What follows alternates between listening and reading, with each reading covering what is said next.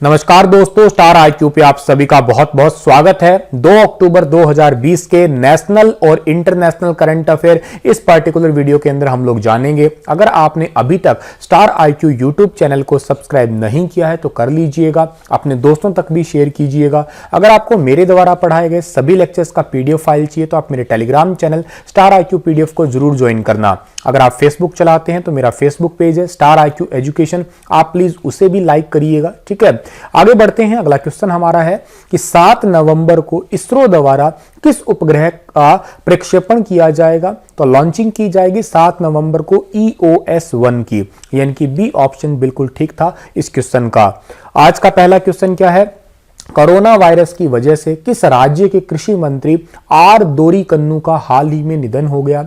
Are दोरीकन्नू जो है वो तमिलनाडु के कृषि मंत्री थे, जो कि आपको फोटो में दिखाई दे रहे हैं, और इनका जो है अभी हाल ही में कोरोना वायरस की वजह से निधन हो गया है। इनके निधन पे तमिलनाडु के राज्यपाल बनवारीलाल पुरोहित ने शोक भी व्यक्त किया है। आर दोरीकन्नू वर्ष 2006 ठीक है और 2011 और 2016 ठीक है में तंजावुर जिले के पापनासम से तमिलनाडु विधानसभा के लिए चुने गए थे।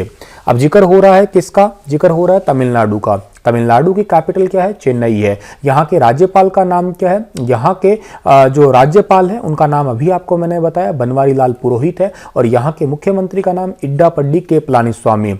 अच्छा, तमिलनाडु की स्थापना 26 जनवरी 1950 को।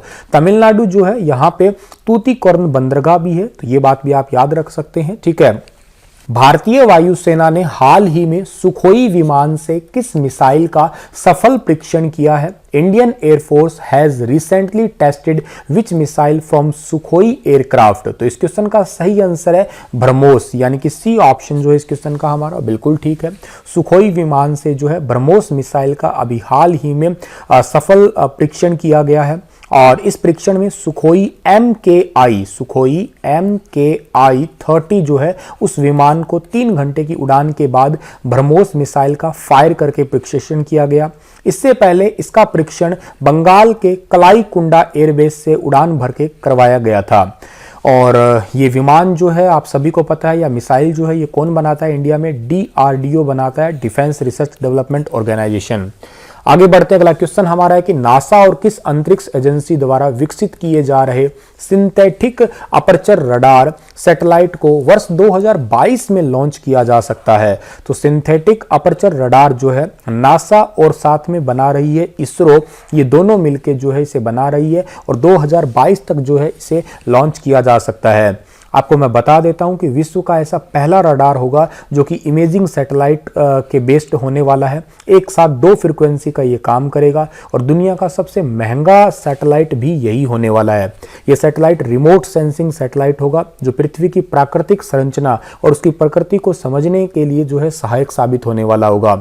$1.5 अरब की इस पे लागत है, तो दुनिया का सबसे महंगा है ये। ठीक है, और इसका रेजोल्यूशन वाली तस्वीरें जो है वो सबसे बेस्ट होगी, जिससे पृथ्वी के ऊपर जो मौजूद बर्फ है उसका रेशो के बारे में सटीक जानकारी हासिल करने में मदद भी मिलेगी। इस सैटेलाइट का एक खास पहलू ये भी है कि इसको धरती के जो यूं कहिएगा अंदर जितनी भी गड़बड़ी होती है, बर्फ की परत का ढहना, भूकंप आना, सुनामी या ज्वालामुखी या भूस्खलन जैसी भी प्राकृतिक आपदा होती है, उन सभी को भी अच्छे से समझने में ये सैटेलाइट मदद करेगा। नासा जो है ये अमेरिका की स्पेस एजेंसी है, इसकी स्थापना 1958 को हुई थी, और इंडिया की स्पेस एजेंसी है जिसका नाम क्या है? इसरो है। इसरो का फुल फॉर्म क्या है? इंडियन स्पेस रिसर्च ऑर्गेनाइजेशन है। इसका हेडक्वार्टर बेंगलुरु में है। डॉक्टर के सिवान जो है इसके अध्यक्ष हैं। आगे जाते हैं। अगला क्वेश्चन हमारा है कि निम्न में से किस आईटी कंपनी ने 100 से ज्यादा हाई प्रोफाइल लोगों पर होने वाले साइबर हमले को सफलतापूर्वक रोक दिया है? तो 100 से ज्यादा हाई प्रोफाइल लोगों पर साइबर जो हमला हुआ था उसको रोका है माइक्रोसॉफ्ट ने, यानी कि डी ऑप्शन जो है इस क्वेश्चन का हमारा वो बिल्कुल ठीक रहेगा। और इसने रोका है थर्ड इंटेलिजेंस सेंटर से। ठीक है, इसके तहत थिंक 20 कार्यक्रम में शामिल होने वाले नेता विशेषज्ञ को फर्जी ईमेल किए जाने थे। ठीक है, और उनसे जो है यूं कहिएगा बहुत सारे ऐसे भी लोग थे, वहां से उनसे पैसे या उनका बैंक अकाउंट वगैरह भी सीज हो जाने की संभावना थी। और माइक्रोसॉफ्ट की बात करूं तो इसकी स्थापना बहुत इंपॉर्टेंट है, 4 अप्रैल 1975 को हुई है। ये क्वेश्चन एग्जाम में पूछा जा चुका है। इसके सीईओ का नाम सत्या नडेला है, ठीक है। हेडक्वार्टर कहां पे है इसका? वॉशिंगटन डीसी अमेरिका के अंदर है। इसकी स्थापना की किसने थी? बिल गेट्स और पॉल एलन ने की थी। अगला क्वेश्चन है कि इनमें से किस देश की शोधकर्ताओं की एक टीम ने प्राचीन उल्कापिंडों के अध्ययन में लाल ग्रह पर तकरीबन 4.4 अरब साल पहले पानी होने का पता लगाया है। लाल ग्रह आपको पता ही है कौन सा है? लाल ग्रह हम लोग मंगल ग्रह को कहते हैं, ठीक है। रेड प्लेनेट आयरन ऑक्साइड ज्यादा होने की वजह से कहते हैं। तो जो रिसर्चर्स हैं इन्होंने पता लगाया क्या कि जो उल्कापिंड है उनके अध्ययन में ऐसा कि वहां पे 4.5 या लगभग 4.4 अरब साल पहले पानी होने का पता लगाया। ये देश है जापान, यानी कि ए ऑप्शन जो है इस क्वेश्चन का हमारा वो बिल्कुल ठीक रहेगा। और अध्ययन में ये पता चला कि कई साल पहले सहारा की रेगिस्तान में 2 उल्कापिंड मिले थे जिनका नाम था, एक का नाम था NWA 7034, ठीक है, और दूसरा था NWA 7533, ठीक है। इन उल्कापिंडों से ही पता लगा है कि यहाँ पे जो है पानी था 4.4 अरब साल पहले।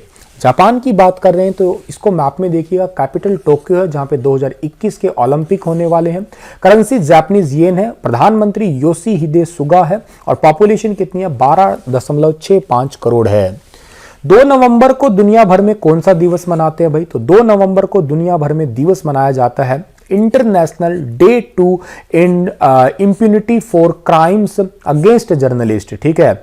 International day to end impunity for crime against journalist, यानी कि डी ऑप्शन जो है इस क्वेश्चन का हमारा वो बिल्कुल ठीक रहेगा। देखो इसका मतलब ये होता है कि पत्रकारों के खिलाफ अपराध के लिए दंड मुक्ति समाप्त करने के लिए अंतर्राष्ट्रीय दिवस 2013 में 68वें अधिवेशन के दौरान संयुक्त राष्ट्र महासभा जो है उन्होंने इसको मनाने की घोषणा की थी और 2013 से लेकर अब तक ये लगातार मनाया ही जा रहा है।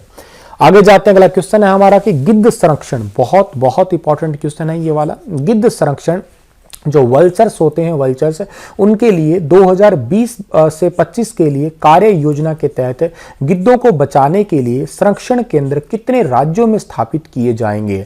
वल्चर के लिए जो है अभी हाल ही में सेंटर्स बनाए जाएंगे। कितने राज्यों में बनाए जाएंगे? ये 5 राज्यों में। सी ऑप्शन जो है इस क्वेश्चन का हमारा बिल्कुल ठीक है। देखो इन्हें नेचुरल प्यूरिफायर कहा जाता है वल्चर्स को, और ये क्या करते हैं, जैसे मरे हुए जितने भी पशु वगैरह होते हैं उनको खा के नेचर की सफाई करने में बहुत ज्यादा जो है मदद करते हैं। 5 राज्य कौन कौन से हैं? ये एक राज्य, एक नंबर है यूपी इसके अंदर, यानी कि उत्तर प्रदेश। 2 नंबर पे आता है त्रिपुरा राज्य आता है, ठीक है।